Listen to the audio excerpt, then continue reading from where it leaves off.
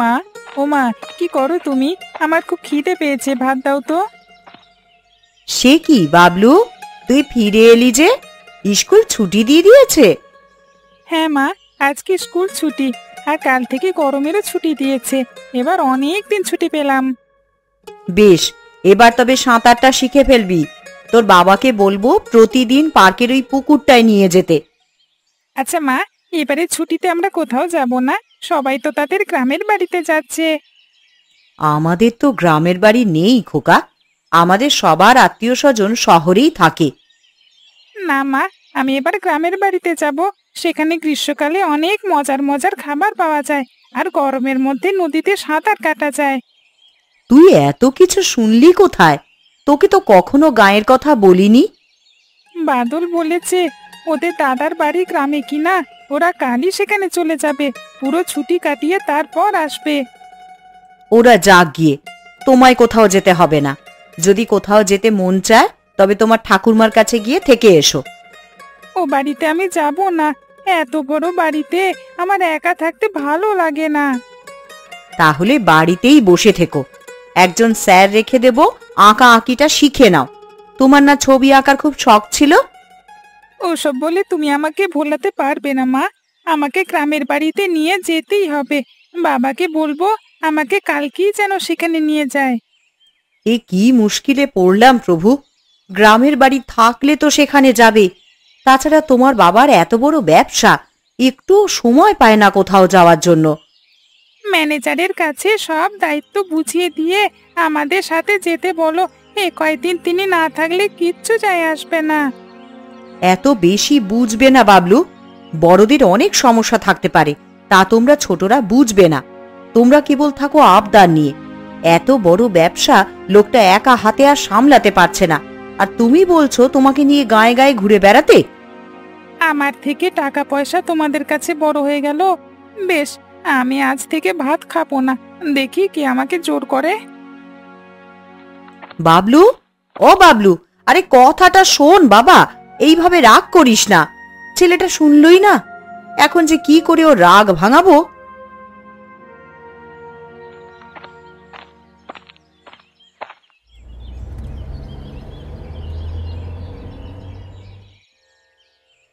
বাবলু, ও বাবলু, দরজাটা খোল বাবা, এসে কটা খেয়ে নে। সেই সকালে যে খেয়েছিলি তারপর থেকে পেটে তো আর কিছুই পড়েনি। খেয়ে না হয় আবার দরজা বন্ধ করে দিস। আমি কিচ্ছু খাবো না মা। যতক্ষণ না অব্দি আমাকে গ্রামে নিয়ে যাচ্ছ ততক্ষণ আমি অন্ন জল স্পর্শ করব না। আমি কি করে তোকে এই কথা দিই বলতো? তোর বাবা না নিয়ে গেলে আমি কি করব? বাবাকে বাবাকে তুমি রাজি করাও মা। আমার বিশ্বাস তুমি তা ভালো করেই করাতে পারবে। ইস, তোর বাপ আমার কোন কথাটা শুনেছে বলতো? নতুন নতুন গহনা কেনার কথা বললে তো ঠিক শোনে। ও, এইবার তোর চোখ গেছে আমার গয়নার দিকে, তাই না? তা কটা গয়না গায়ে দিই আমি? সেটা তুমিই গুনে দেখো, আমি কি করে তা বলবো।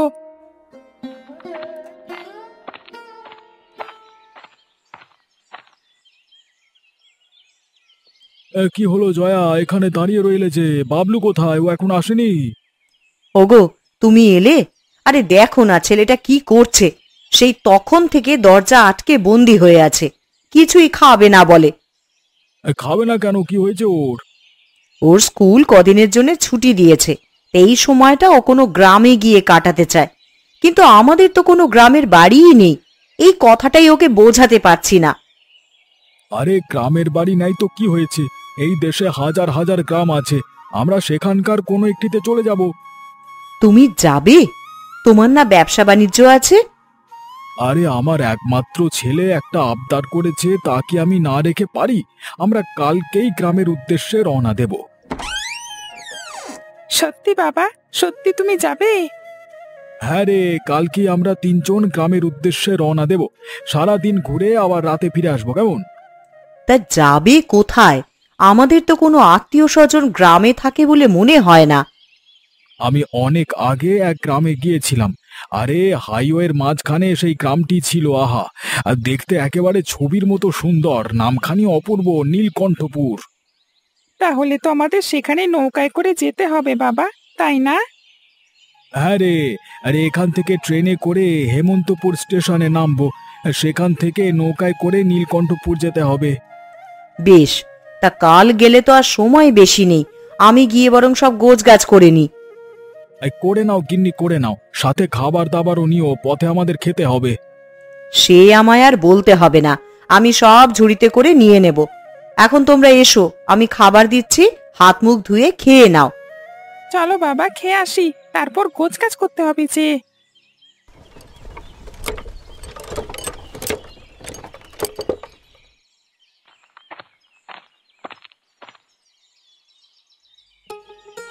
গিন্নি, আরে ও গিন্নি, আমার জুতো জোড়া কোথায় রাখলে? আরে বাইরে যাব, খুঁজে পাচ্ছি না তো। আরে ওই তো, ওই রোয়াকেই তো রাখা আছে। তা তুমি আবার এই রোদের মধ্যে কোথায় যাচ্ছ? বাজারে যাচ্ছি গিন্নি, কিছু বাজার করে নিয়ে আসি। সে কি, আর ঘরে তো চাল ডাল সবই আছে, এর মধ্যে আবার বাজার কেন? আমার মন বলছে আজকে আমাদের বাড়িতে অনেক অতিথি আসবে, তাদের জন্যই কেনাকাটা করব। এই বুড়ো বয়সও তোমার ভীমরতি গেল না। এত টাল বাহানা না করে সোজা সাপটা বলেই ফেলো না যে তোমার আজ ভালো মন্দ খেতে ইচ্ছা করছে। তাই যদি হয় তবে তাই, এখন আমি গেলাম, তুমি ধানগুলো গোলায় তুলে নিও কেমন? বুড়ো মিনসে সুযোগ পেলেই আমাকে দিয়ে খাটিয়ে মারে। আজ আমি ধান তুলবো না, এই ধান এইভাবেই রোদে শুকোবে আর বৃষ্টিতে ভিজবে। বেশ, তবে রেখে দাও, বৃষ্টি বাদল আসবে না মনে হচ্ছে, আমি এসে তুলে নেব। থাক, তার লাগবে না, আমি কারোর জন্যে কাজ ফেলে রাখি না। তবে তোমার জন্য পান সুপারি নিয়ে আসবো বুড়ি, এখন তবে গেলাম আমি কেমন?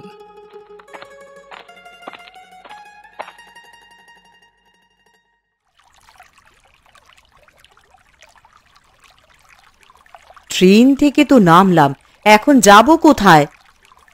এই হাওর পার হয়ে দূরের একটি গ্রামে যেতে হবে, সেই গ্রামের নামই নীলকণ্ঠপুর। তাহলে চলো তাড়াতাড়ি নৌকায় উঠে পড়ি।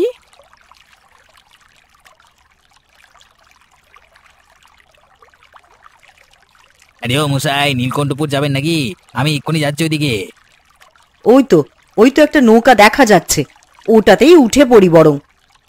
আগে তারা ওকে জিজ্ঞেস করে নি ভালোভাবে। ও হে মাঝি, আরে নীলকণ্ঠপুর এখান থেকে কতদূর? এখান থেকে 3 ঘন্টার পথ।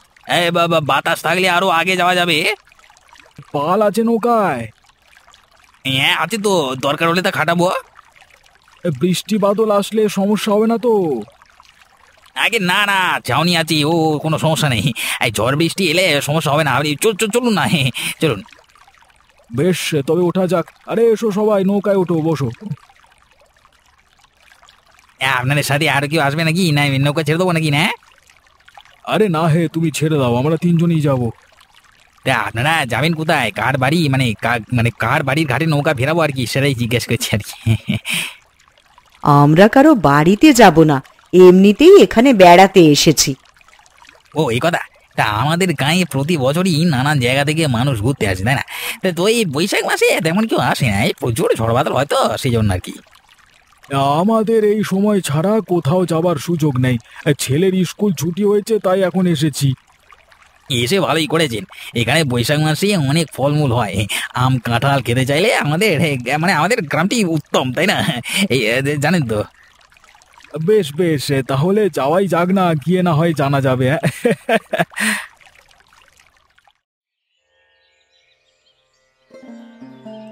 ননিবালা, ও ননিবালা, আরে কোথায় গেলি রে পোড়ার মুখী? কখন থেকে ডেকে মরছি আমি।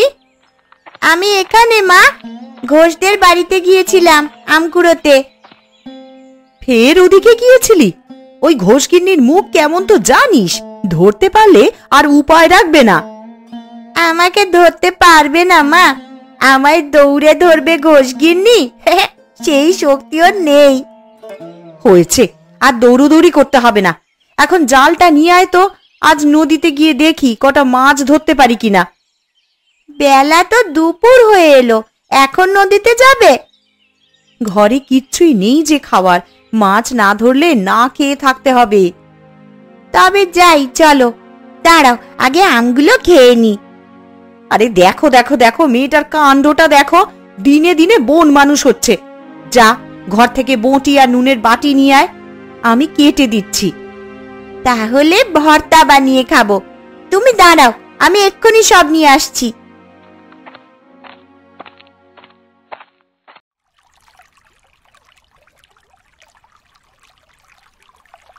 আরে কিভাবে ধরেছিস ননি? মাছ তো সব চলে যাবে, জালটা ভালোভাবে ধর না। ধরছি মা, তুমি টান দাও, এখন এতে মাছ উঠবে।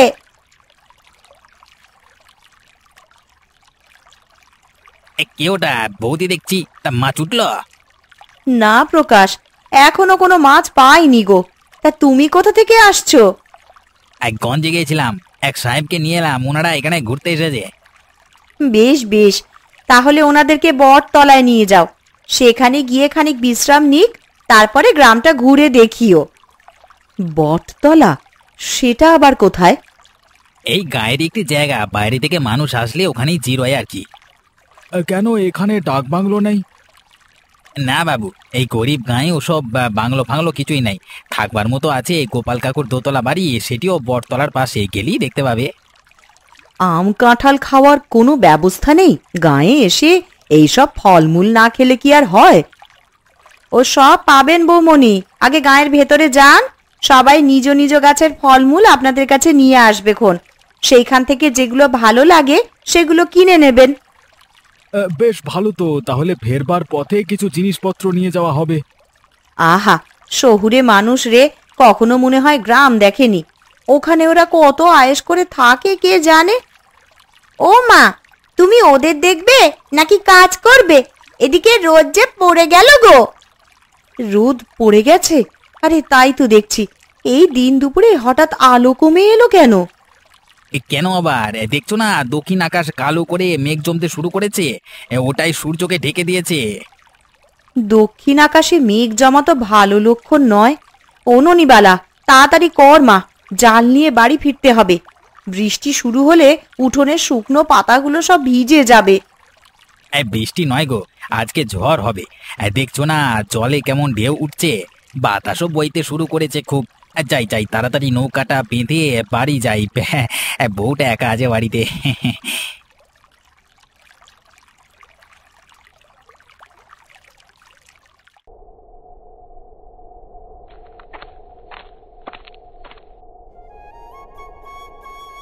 গিন্নি, আরে ও গিন্নি, কোথায় গেলে?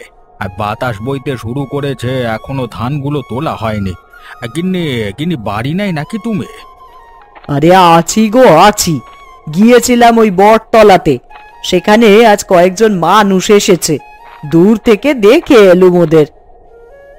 নিশ্চয়ই ঘুরতে এসেছে, কিন্তু এই ঝড় বাদলের দিনে হঠাৎ এখানে কেন? ওরা জানে না কালবৈশাখীর কবলে পড়লে প্রাণ খোয়াতে হবে? তা শহরের মানুষ এত কিছু জানে নাকি? ঘুরতে মন চেয়েছে তাই চলে এসেছে। তবে ওদের দেখে অনেক বড় লোক বলে মনে হচ্ছে, বউটা যা দামি দামি গয়না পড়েছে না। বিষয়টা তো সুবিধের মনে হচ্ছে না। তুমি ধানগুলো গোলায় তোলো, আমি দেখে আসি তো কোত্থেকে এসেছে। আর এই বাজারগুলো নিয়ে যাও কেমন?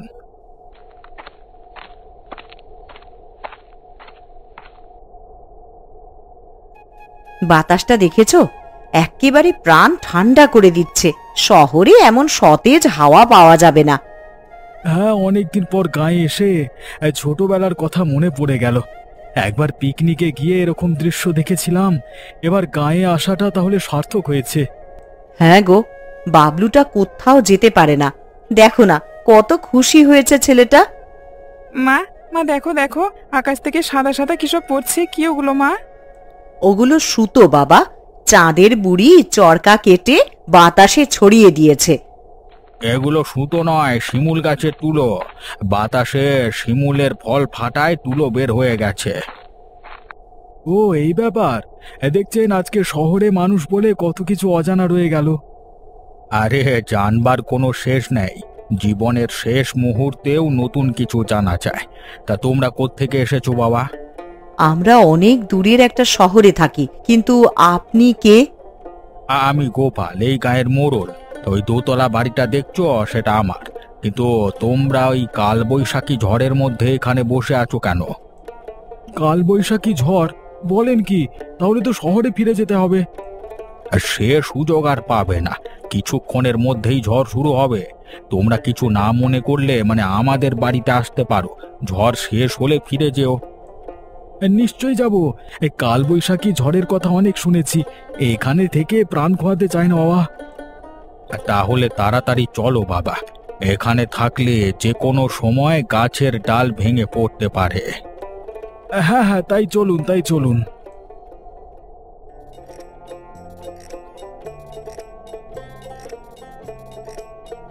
ঝড় তো ভালোই শুরু হয়েছে, কি জানি আজ কি সর্বনাশ হয়। কাছারি ঘরটার খুঁটিগুলো আবার নরম হয়ে আছে, কখন জানি উপড়ে যায়। এদিকে লোকটাও যে কোথায় গেল? এই ঝড়ের দিনে এইভাবে কেউ বাইরে থাকে?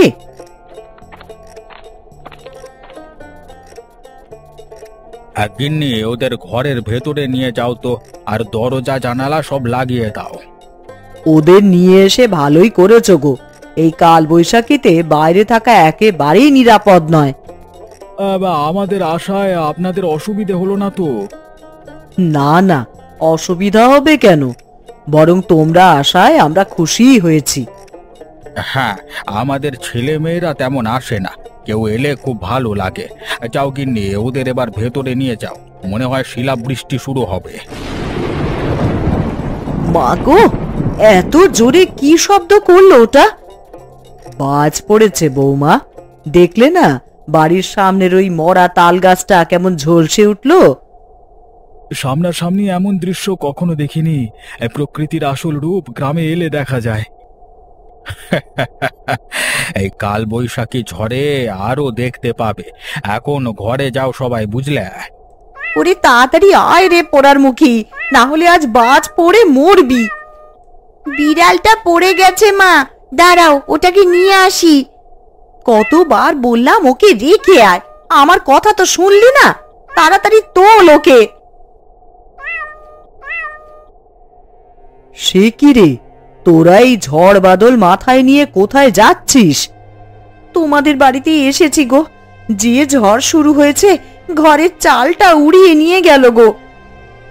ভালো করেছিস মা, চলে এসেছিস। এই ভাঙা ঘরে থাকলে চাপা পড়ে মরতে হতো। ও কি রে প্রকাশ দেখছি, তা তোদেরও কি ঘর ভাঙলো নাকি রে? এই ঘর এখনো ভাঙেনি, তবে বেশিক্ষণ ঠিকবে না। তাছাড়া নদীর পানিও বাড়তে শুরু করেছে, উপায়ন্ত না দিকে চলে এসেছি। বেশ করেছিস, আমার বাড়িটা মজবুত, এখানে সবাই নিরাপদে থাকবি। আরে এখন সবাই ভেতরে আয়, ঝড় বাড়তে শুরু করেছে। হ্যাঁ হ্যাঁ, তাই চলুন।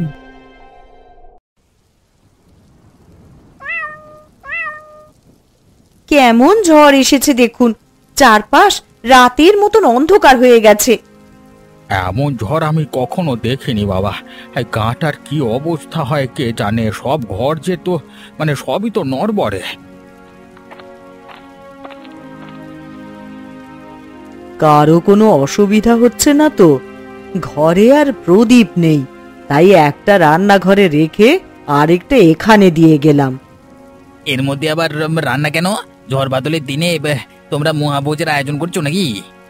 তোর কাকা তাই করেছে, বাজার থেকে বড় একটা মাছ কিনে নিয়ে এলো দুপুর বেলা। সকাল থেকেই আমার মনে হয়েছিল আজকে বাড়িতে অতিথি আসবে, এমন ঝড়ের কবলে পড়ে তোমরা আসবে কে জানতো। মা, ওমা খিদে পেয়েছে খুব, কিছু খেতে দাও। দাঁড়াও দাদু ভাই, আমি রান্না বসিয়েছি, শেষ হলেই তোমাদের খেতে দেব। তা তোমার ওই মাছ কুটি রান্না শেষ হতে হতে অনেকক্ষণ লাগবে গো খুড়ি, তার চেয়ে চলো কটা মুড়ি ভেজে সবাইকে খেতে দিই। না না, মুড়ি ভাজতে হবে না, আমাদের সাথে খাবার আছে, সবাইকে তা গরম করে দিচ্ছি। আপনারা তারপরে ধীরে সুস্থে রান্না শুরু করুন। তাহলে তোরা যা মা, আমি বরং একটু বসে আমার শহুরে এই নাতিটার সাথে একটু গল্প করি।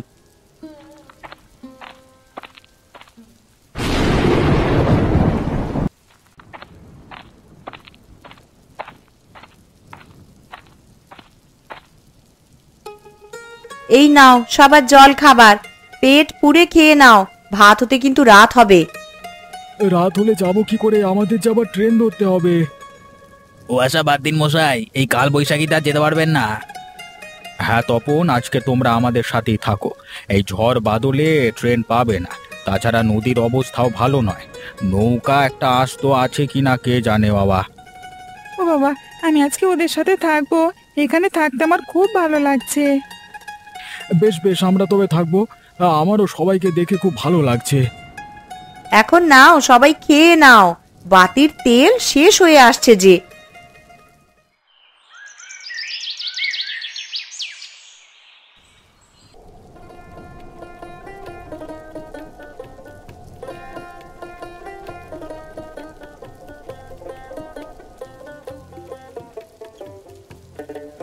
আহ ননি, এরকম করিস না তো। আরে নিজে খাবি নাকি না সব বেড়ালের পেটেই দিবি রে? ওর খুব খিদে পেয়েছে মা। খাবার শেষে যে কাঁটাগুলো থাকবে সেইটা খেতে দিস। এখন তুই খা রে পোড়ার মুখী, বাতির তেল যে শেষ হয়ে আসছে। ও বউ, তুমিও বসে পড়তে। বাতিতে তো আর বেশি তেল নেই, যে কোনো সময় কিন্তু নিভে যেতে পারে। না না, মানুষগুলো আগে খাক, তারপরে আমি আর তুমি বরং বসে পড়বো। এতগুলো মানুষকে তুমি একা খাবার দিতে পারবে না গো। তাই ভালো, তুমি আজকে অতিথি সেবা করো। এমন সৌভাগ্য কজনের হয়? কাল বৈশাখীতে অতিথি আপ্যায়ন। সব মোড়ল মশাইয়ের জন্যই হয়েছে। ভাগ্যিস সে তিনি আমাদেরকে ডেকে নিয়ে এসেছিলেন, না হলে এতক্ষণে ঝড়ের তাণ্ডবে কোথায় থাকতুম কে জানে। এসবই হচ্ছে বিধাতার ইচ্ছে, না হলে এমন ঝড়ের দিনে আমার বাড়িতে আপনাদের পাত পড়বে কে জানতো। আমরা আজ আর বেশি কিছু খাওয়াতে পারলাম না। ঝড়টা কমুক, কাল সকালে সবাইকে রাজহাঁসের মাংস দিয়ে খিচুড়ি রান্না করে খাওয়াবো। আর কিছু লাগবে না কাকিমা, যা করেছেন তাই ঢের। সে কথা আমরা শুনবো না বৌমা। এই কাল বৈশাখীতে যখন আমার বাড়িতে উঠি পড়েছ, তাই আমরা যা রাঁধবো তাই খেতে হবে। কি বলো দাদু ভাই? হ্যাঁ মা, আমরা খিচুড়ি খাবো। আর আমি এখানে আরো অনেক দিন থাকতে চাই।